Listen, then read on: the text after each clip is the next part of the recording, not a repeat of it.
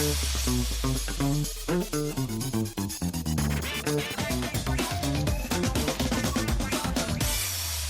there, welcome to Most Buffalo. I'm Lauren Hall. Thanks for being with us here on WGRZ+. Yes, we know it's only the beginning of the week, but we are already looking ahead of the weekend, talking a little bit of history and celebrating a big party 2 centuries in the making. On Saturday, Erie County is marking the 200th anniversary of the Erie Canal with a community day at the Buffalo waterfront. The event runs from 11 to 2 at the ruins at Canalside. Organizers say it is a chance to honor the canal's lasting impact on Western New York's history, industry, and community. Joining us in studio is Lindsay Lauren Visser, the City of Buffalo's historian and commissioner with the Erie County Historical Commission. Thanks for being here, Lindsay Lauren. Thank you so much, Lauren. I'm so happy to be here. And why is Saturday and why is this weekend? Of course, we've been hearing so much about the bicentennial of the canal. Why is this weekend so important? This is it. This is the 200th anniversary of the Wedding of the Waters. So it actually took place on October 26, 1825. That falls on a Sunday this year. We know our people. It's a Bills game, so we're doing it on Saturday, the 25th, so that you can enjoy both your history and your sports. And you can wear your Bills gear. You can do it, Always absolutely. I'm sure there's a connection somewhere. So what happened on Sunday 200 years ago? So the Wedding of the Waters is the official opening of the Erie Canal. So at that point, Governor DeWitt Clinton came to Buffalo and had a barrel of water from New York City and poured it into Lake Erie, took a barrel of water from Lake Erie and poured it ceremonially into New York Harbor. And that was to symbolize the connection between one end of the state and the other by way of the Erie Canal. That was the official opening. And then after that, Buffalo boomed, our population boomed, New York State kind of rose to the Empire State. So it really is one of the most important moments in our state and even in some respects our national history. And what can people expect if they want to come out and celebrate? It should be a really good time. We have a lot of fun things planned. I think everybody has heard of Sal the Mule, right? That's the official character of the Erie Canal. If people haven't, who is he? If you've never heard the song 40 Miles on the Erie Canal, You're singing it to yourself right now, aren't you? On Saturday, right? I think anybody who went to 4th grade in New York State somehow encountered this. So Sal the Mule, one of the most iconic historical figures from the canal, we're throwing him a 200th birthday party in conjunction with the Buffalo and Erie County Public Library. Will there be cake? There will be, and Visit Buffalo Niagara is bringing cupcakes for, of course, the 200th. We have free kettle corn, we'll be giving out popcorn, and we'll actually be unveiling 4 historic markers commemorating 4 different pieces of the history pertaining to the canal, and those will be a permanent installation and a legacy component of this celebration. And we saw the Seneca Chief earlier in the piece. Where is it now? It won't be here for this because it's on its voyage. No, right? It is. It should be pulling right into New York Harbor this upcoming weekend to commemorate the 200th in New York City. So they moved everything up about a month. The original journey kicked off in Buffalo this upcoming weekend. But I think this time they were a little bit smarter about the weather, and so they moved things up a little bit so that they wouldn't be traveling through October and November. Yes, our forecasting models have improved in the last 200 years. Yes. Will this kind of course, we've been hearing about this for years leading up to the bicentennial. Will this kind of put a bow on the 200th year celebrations? I think we're never done talking about history, and especially the canal. It's such an important piece of our state's history, our city's history, our country, even the world to some places. But I think what we will be doing is using this as an opportunity to really say this is the hurrah for the Erie Canal 200th, and then kind of turning our efforts into what's coming up next year, which will be the 250th anniversary of the signing of the Declaration of Independence, which New York State played a very important role in. So New York State is just on this continuum of celebrating major milestones for the next few years. Always something to look forward to, even when we're talking about history yes. and looking back. Yes, always something on the horizon. Yes. Where can people get more information about Saturday's event? Again, 11 to 2 at the ruins at Canalside. Where specifically is that? So if you're familiar with the long shed where they were building the boat, it's right near Explore and More, the Naval Park. It's at the corner of Prime and Lloyd Street. So very accessible. If you can get yourself down into that area, you'll definitely see where we are and what's happening. And for more information, you can look at a number of places, including the county website, the park's website. But I think the easiest is probably Facebook. We have an event for it, which will give you more information, including a little bit more specifics about when certain parts of the day are taking place. All right, wonderful. Hope everyone has a great 200th anniversary. Thank you so much. Birthday party for Sal. Lindsay Lauren, thanks for being here.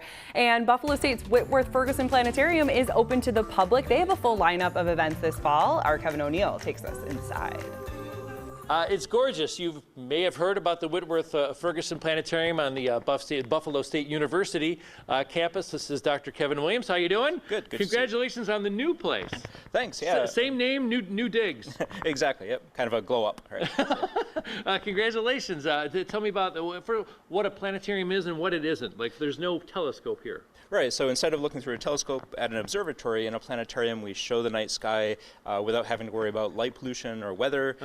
But in addition to showing the night sky, we are also able to show other topics like earth science, kind of videos that are not just in front of you, but are surrounding you in this immersive environment. Okay, let's play show and tell here. First of all, talk about what's in the middle of the room. So that machine in the middle of the room is our star projector. We use that when we're talking about the stars or constellations.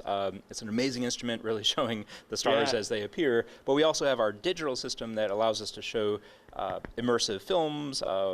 Okay, cool. So say goodbye to the Kevins here. We're going to darken the room here. Say goodbye to the projector as well. We're going to. I'll talk about some of the programming that they have.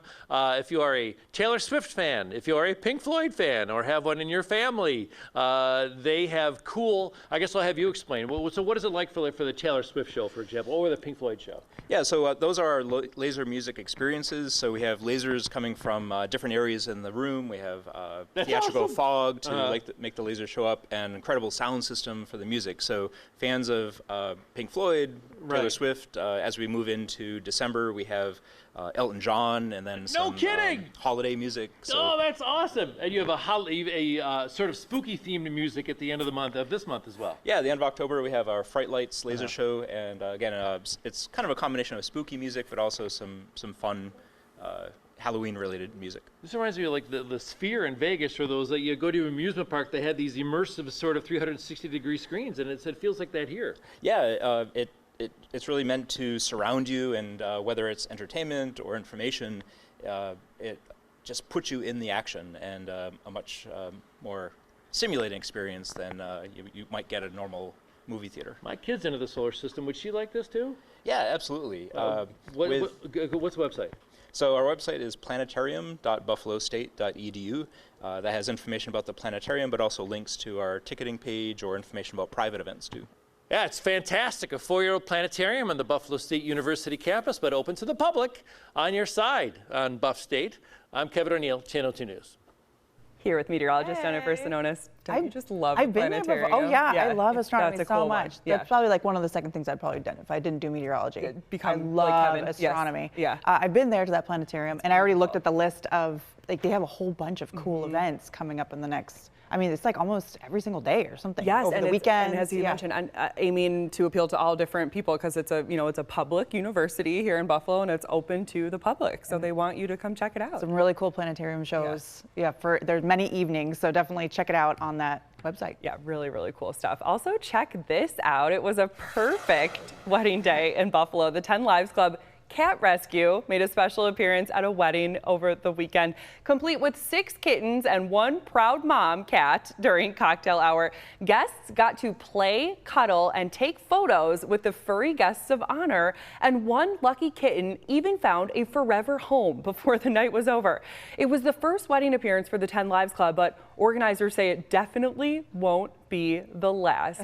I love this. This is, we talk so much, we have animals and rescues and shelters and all the time on the show, and they talk so much about how important it is to get that FaceTime with the public, and maybe even one person would adopt. And I've never thought of a wedding cocktail hour, but this might be a new trend. And that was over the weekend. Yes. I mean, there was so much going on over the weekend. We did a whole bunch of like Halloween stuff, which we'll have more coming up about that on our next show. But a great weekend to get married too, as long as it was Saturday. It was, I mean, 70s and sunny. Who would have thought in late October? And now we're back to reality. Yes. Yeah. Yes. The October, mid to late October weather is here now. Love that. But note this, a new food festival took Orchard Park by storm this weekend. It's called Pepper Palooza, and it served up different versions of the popular tailgate favorite, stuffed banana peppers. Dozens of local restaurants and chefs showed off their best takes, from classic meat and cheese fillings to unique combinations like pepper pizzas and dips, and there was something for everyone. We asked some of the chefs what dishes or what makes their dish so special. It starts with the sausage that we make in-house in our store, and can't tell you those ingredients, but there's at least 5 cheeses and a couple of different secrets. The secret really is, it's the breading. It's bringing the sausage and all of those ingredients together. So it's really, in essence, bringing it all together with our secret breadcrumbs.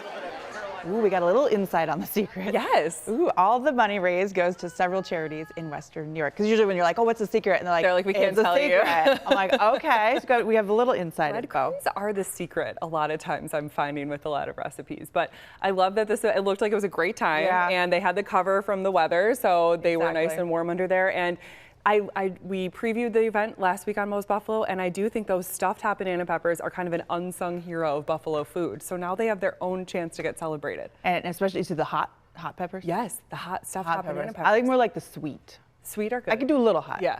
I know, but that's the thing about those jalapenos. You never know how hot they're going to be till you bite in. So well, it's nice you don't know what you're signing up for. They like counter some of that hotness. That's why I said you got to have some milk or ice cream. It sounded like they had the dairy covered, but yeah.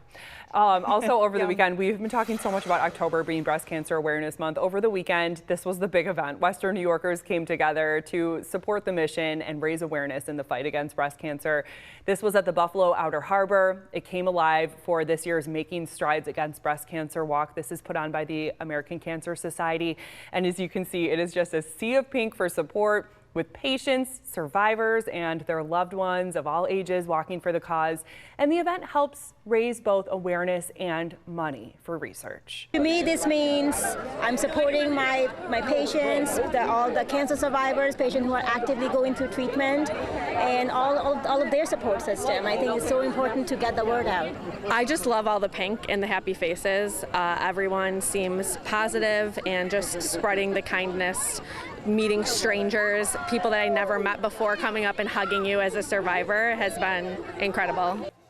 It's free to walk in this event, but the money that they did raise from fundraisers goes to the American Cancer Society. Channel 2 is a proud sponsor. Claudine Ewing was the MC, and as you can see, she said it was such a big crowd because the weather was so beautiful, and she said it was just a really great and inspiring and uplifting time. I'm so glad that the rain moved out. I know. Before. Yeah, it was first thing Saturday morning. Look at that. Yeah, it just left us gorgeous. Wow. Talk about a sea of pink. Look, all the people out there. What a message. I love hearing that doctor went for her patients. Yeah, it's really touching. Still to come here on Most Buffalo, speaking about women and women's health and uplifting women, a Buffalo event is helping women climb the leadership ladder and break through barriers. We are going to hear from the Western New York Women's Foundation CEO about what you need to know about their event this week. We're back now on Most Buffalo, and the Western New York Women's Foundation will host its annual What She's Made Of event this Wednesday at the Buffalo AKG Art Museum. It's a breakfast gathering, and it brings together community and business leaders to talk about ways for advancing women in leadership. Joining us in studio is the CEO of the Western New York Women's Foundation, Sherry Scavone. Sherry, thanks for being here. Thank you. So tell us about Wednesday morning.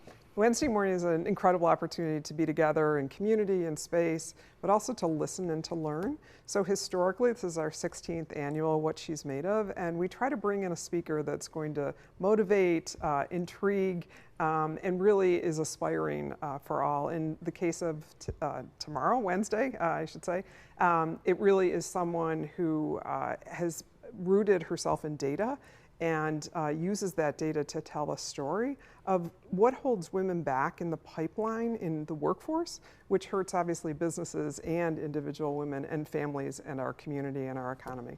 We've seen a lot of discouraging headlines this year about women leaving the workforce and about the pay gap widening again after closing for years. How will her message kind of fit in with what's going on right now for women and the challenges in the workforce? Well, we specifically asked her to give solutions, right? What did they see in their data over 30 years? Why did they write the book? So she is author of The Broken Rung. And it's really a fascinating concept that, you know, so often we talk about the glass ceiling and women not being able to break through the glass ceiling. In fact, what they've identified is it's that first step. And so we know for every 100 men that are promoted, 81 women are promoted. And so all of that work of getting women into the workforce and orienting them and becoming part of the culture, and then they're falling out for a variety of reasons, including what they call experiential capital. And how do companies help provide that? How do women individually help work toward making bold choices that maybe take them down a route to garner that experiential capital and to get some other experiences that they might not otherwise typically be geared toward. And can you explain why it's good for all businesses and for society and the community to have women in these roles? Yeah, so right now we know that only 27 of Buffalo's largest 100 companies are led by women. And yet all the data shows that when there is 30% or more executives, that those companies outperform other companies. And I think what we're seeing, to your point, is we are at a more rapid rate of women with children leaving the workforce than any time in the last 40 years.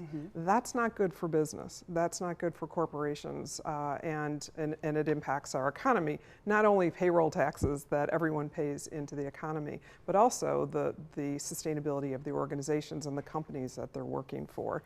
We actually are at, to your point, 2 years. We've backslid in terms of pay equity, and women are the lowest percentage of workforce participation in the last 20 years. So we've accelerated. Women actually far exceed men in terms of college graduation, in terms of doctors and lawyers, and yet there's less women actually participating in the workforce. And so what are the systems, what are the policies, what is the culture that we have to change to make that work, and what are the opportunities and experience? And so we're really looking forward to Quaylen and her message for everyone. Yeah, I imagine just having conversations like this can make a difference in kind of reversing some of these trends Awareness. that we've seen. Yes.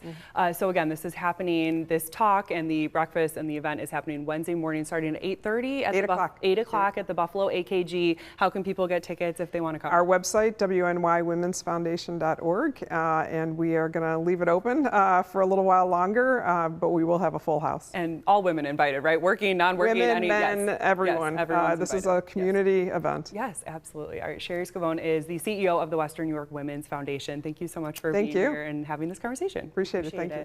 And Halloween is coming up, and we are talking to you right now about a spooky house in Buffalo's Lovejoy neighborhood. And this haunted display isn't just for scares, it's also raising money for a very good cause. Again, our Kevin O'Neill is back with this story. Well, this is a story where we want you to be a part of, and we'll end on a high note here, but I do need to talk about a house fire that was here in 2018. The house has been torn down now, and there was a young boy that passed away in that fire. The neighbors built a little memorial area for him, and since he loved pirates so much and the color green so much, during the Halloween season, they made a pirate-themed Halloween display, and we're raising money for charity. I am honored here to have the mother of Anthony Conti, Little Squish. Lisa, thank you for being here so much. I appreciate this. Seeing now what was your house, now a memorial area throughout the entire year must be so gratifying for you. It's beautiful. It's very healing. We're able to gather and celebrate here rather than at a headstone. Right. So it's absolutely beautiful. And the little park area now is transformed for what your son loved, pirates. It's pirate season.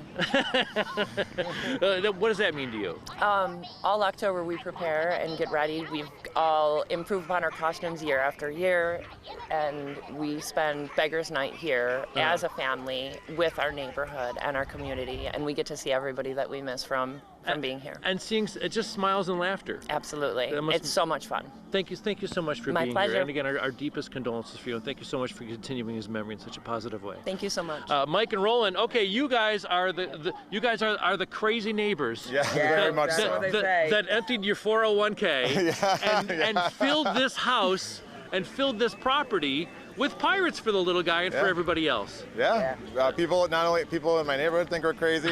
Home Depot thinks we're crazy. Here he comes again. September 1st, we're looking in the rafters like, what's new, So They think we're crazy, but they love it. The whole community comes together, and we all just get really festive, and it's a really good time. Okay, now how can people be a part of this? You were raising money.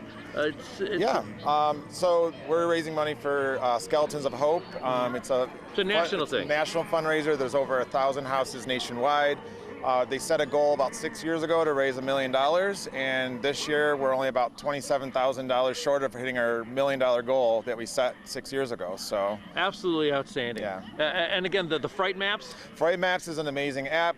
You can go to Fright Maps on your app store and download it. It's going to show you all your haunts and scary houses in your local area. and you just click on the directions and it takes you right to the displays. There's a ranking you guys are doing very well on too? Yeah, there is a contest for it's an Illuminbot AI, and right now out of 500 houses we're sitting at #1. So nationally? Yes. Outstanding. Good luck to you. Appreciate it. The Benzinger Street, right? Yes. Is where we are, just right off of William in the Lovejoy district. It is absolutely fantastic. On your side, celebrating Beggars Night and Halloween, I'm Kevin O'Neill, Channel 2 News. Thank you, Kevin. And in more spooky news, a lot of people turned out for Boo at the Zoo. Everyone, as you can see, came in costume and got into the Halloween spirit. They got to enjoy seeing animals through dusk, as well as treat trail goodies, rides, shows, and special animal experiences. And if you didn't make it to Boo at the Zoo this past weekend, no worries, because the zoo says there is another Boo at the Zoo night coming up on Saturday. It starts at 4 o'clock. And coming up here on Most Buffalo, a heartwarming surprise at one Buffalo school that's giving everyone something to smile about. How students and staff came together to celebrate their principal's big day in a very special way.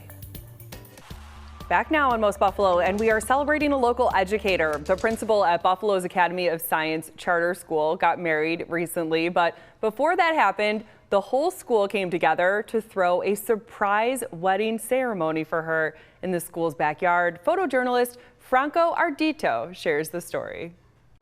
A massive, magical surprise. We're giving you a surprise wedding! We're giving you a surprise wedding! I was beyond surprised. I was shocked. I'm still finding myself shocked that something of this magnitude could happen. Are you kidding me right now? I'm gonna get emotional again, but told me that the school was throwing me a wedding, which was a dream. Who would ever expect that an entire school community is going to throw you a wedding? Zach's mom's here, your mom's here. I had told her before that, I mean, it would be great to just be with our school community. We have such an amazing school community between our students, our team members, our family members. It's beautiful here, and I wanted to celebrate with everyone.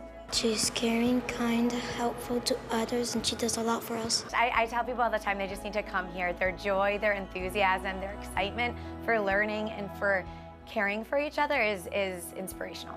My principal means a lot to me because she's very kind and really nice, and she do a lot for us. She always helps me when I need help. I think she make a good principal. We had staff crying, kids are crying, we have her family there, we have Zach, her fiance's family there. Miss Lanois students are everything to her. And just seeing everything in this moment, I realized it just matters who's in the space. I do. So they gave their speeches, we had one of our students be the officiant of the wedding. She was just super blown away by all of that. You can have all these other elements, but it really matters who's there to celebrate, so it was perfect. Again, thank you to Franco Ardito for that piece. And we are also celebrating an organization that helps thousands of children and adults every year. The Buffalo Hearing and Speech Center held its annual Great Gatsby Gala over the weekend. It's a fundraiser to ensure that they can continue offering life-changing services. It's a glitzy evening, and it also honored philanthropist Mary Wilson with this year's Community Impact Award, recognizing her decades of giving and her continued work through the Ralph C. Wilson Jr. Foundation. This wonderful gathering is in support of Buffalo Hearing and Speech Center, which is a jewel in our community, offering some great services to children and adults. And the second reason this great crowd is here is to honor Mary Wilson for her beautiful heart and her commitment to Buffalo and Western New York. So the two of those things together has brought out a fabulous crowd. It was so incredible. The mission of the Buffalo Hearing and Speech Center is to improve the quality of life for adults, children, and infants with communication disorders, and they have been doing that for more than 70 years. And our Melissa Holmes was the MC for the evening. And a Buffalo organization is being recognized on the national stage for its work to restore one of the city's historic parkways. The Eastside Parkways Coalition has been named one of the 2025 award winners by the Olmsted Network, which is a national group that honors efforts to preserve Frederick Law Olmsted's legacy. The coalition is leading the push to restore Humboldt Parkway, which was once a key link in Buffalo's original Olmsted Park system before it was divided by the Kensington Expressway. And we thank you so much for joining us for this edition of Most Buffalo. We will see you back here live on Thursday at 2:30, and you can always watch Most Buffalo on demand right here on WGRZ+. Have a great day.